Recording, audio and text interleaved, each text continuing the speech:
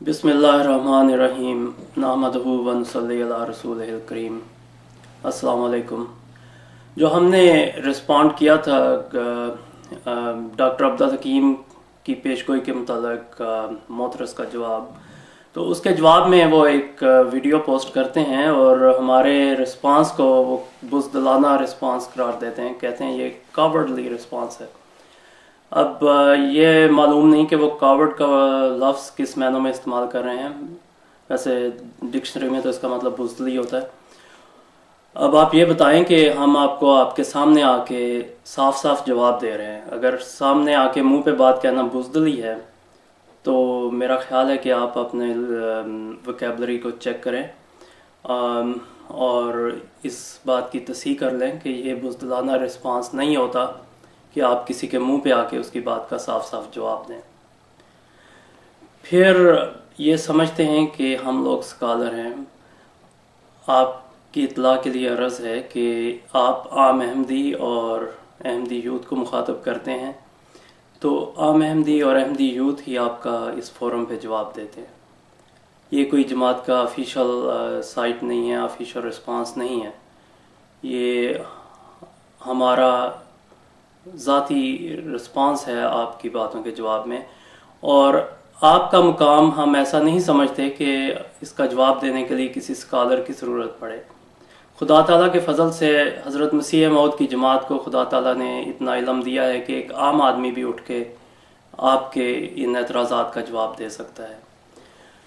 और अगर आपको याद हो तो तारीख़ में जब जंग बदर का वाक़या हुआ तो मुसलमानों की सफ़ों में बड़े बड़े जर्नैल मौजूद थे, लेकिन अबू जहल जो हज़रत सल्लल्लाहु अलैहि वसल्लम का सख्त मुखालफ था और काफरों का सबसे बड़ा जर्नैल था, उसको मारने वाले दो नौजवान बच्चे ही थे।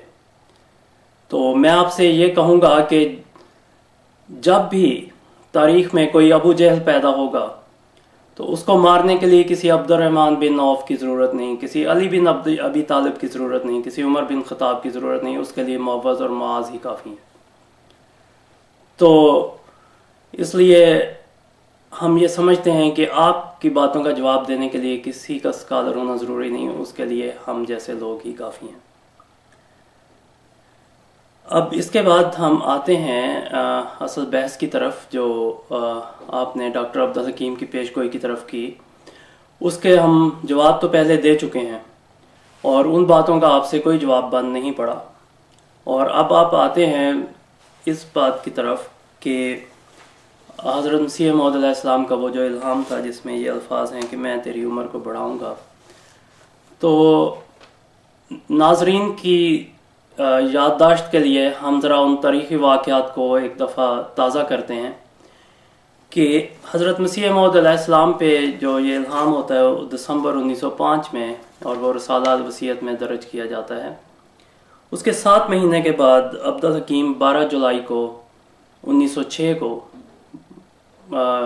अपने किताब में शाया करता है पेशगोई कि हज़रत मसीह मौद अलैहिस्सलाम की वफ़ात 3 साल के अंदर होगी। और ये उसी पेशगोई के मुताबिक जो हज़रत मसीह मौद अलैहिस्सलाम पहले फरमा चुके हैं। तो उसके बाद फिर वो इस पेशगोई को मनसूख करते हैं और एक और पेशगोई लेके आते हैं कि नहीं 3 साल नहीं 14 महीने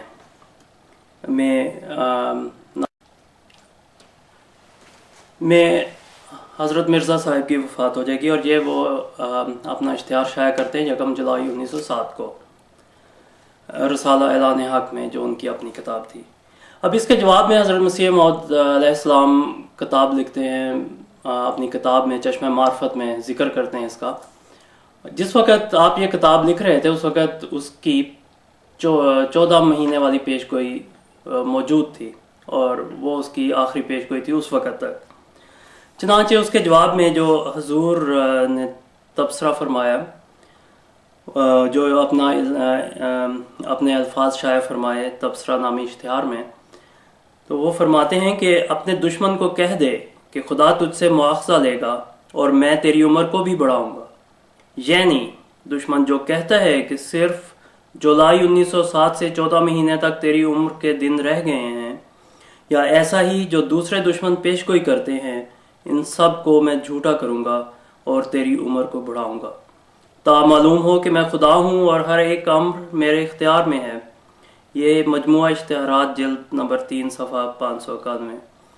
اب اس میں آپ یہ بات نوٹ کریں کہ اس الہام میں لفظ ہے جھوٹا کروں گا اور عمر کو بڑھاؤں گا۔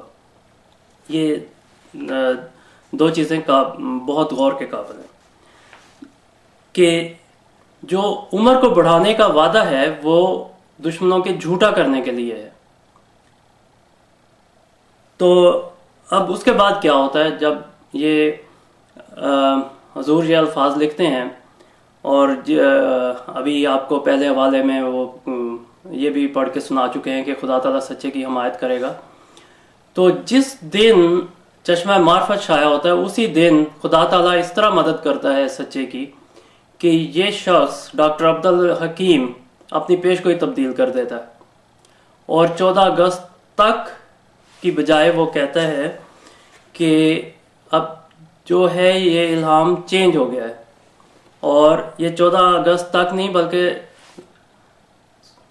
میں غلطی سے 14 اگست کہہ گیا، 14 اگست نہیں 4 اگست تک نہیں بلکہ 4 اگست کو وفات پا جائیں گے۔ تو اب چونکہ اس نے خود ہی اپنے الہام کی تردید کر دی، جو اس نے دعویٰ کیا تھا کہ مجھ پہ الہام ہوا ہے، تو وہ خود ہی جھوٹا ثابت ہو گیا، اس لیے عمر بڑھانے کی ضرورت ہی نہیں پیش آئی۔ تو اس لیے وہ پیش گوئی جو ہے اس طرح سے ٹل گئی۔ اب ان کو یہ سمجھنے میں مشکل پیش آئی ہے کہ ہر پیش گوئی جو ہے ہر پیش گوئی کا اپنا ایک مزاج ہوتا ہے۔ کچھ پیش گوئیاں جو ہیں وعیدی ہوتی ہیں کہ اگر اس کی بعض شرائط پوری نہ ہوں تو وہ پیش گوئیاں پوری نہیں ہوتی۔ تو پیش گوئی کے پورا ہونے کے لیے یہ ضروری ہوتا ہے کہ اس سے متعلق سب شرطیں پوری ہوں۔ اب اس پیش گوئی میں یہ شرط تھی کہ عمر بڑھائی جائے گی دشمنوں کو جھوٹا ثابت کرنے کے لیے۔ جب وہ دشمن خود ہی جھوٹا ثابت ہو گیا تو عمر بڑھانے کی ضرورت ہی پیش نہیں آئی۔ اب ایک اور بات یہ کہتے ہیں کہ چونکہ وہ زندہ رہا حضرت مسیح موعود علیہ السلام کے بعد، تو اس لیے حضرت مسیح موعود نعوذ باللہ جھوٹے ثابت ہوئے۔ تو آپ کی تصحیح کے لیے عرض ہے کہ سارے جھوٹے مدعیان نبوت نبی کی زندگی میں نہیں مر جایا کرتے، اور سب جو نبی کی تکذیب کرنے والے ہیں وہ اس کے سامنے نہیں مر جاتے، بلکہ کچھ لوگ بعد میں بھی زندہ رہتے ہیں۔ اب حضرت رسول کریم صلی اللہ علیہ وسلم کے مقابلے میں مسیلمہ کذاب کی مثال ہے کہ اس نے دعویٰ تو حضور کی زندگی میں کیا، لیکن اس کی موت ہوئی حضور کے بعد۔ تو کیا نعوذ باللہ اس سے حضرت صلی اللہ علیہ وسلم کی سچائی پہ حرف آتا ہے؟ تو یہ بات نہیں کہ سب کاذبین جو ہیں، سب مکذبین نبی کی زندگی میں مرنے چاہیے، بالکل یہ اصول نہیں ہے، اور ہم نے ابھی آپ کو تاریخی مثال سے واضح کیا ہے۔ تو اس لیے میں آپ سے یہ کہوں گا کہ بار بار جو ہے وہ غلط تشریح سے اور حوالوں کو مکس اپ کر کے لوگوں کو دھوکہ دینے کی کوشش نہ کریں۔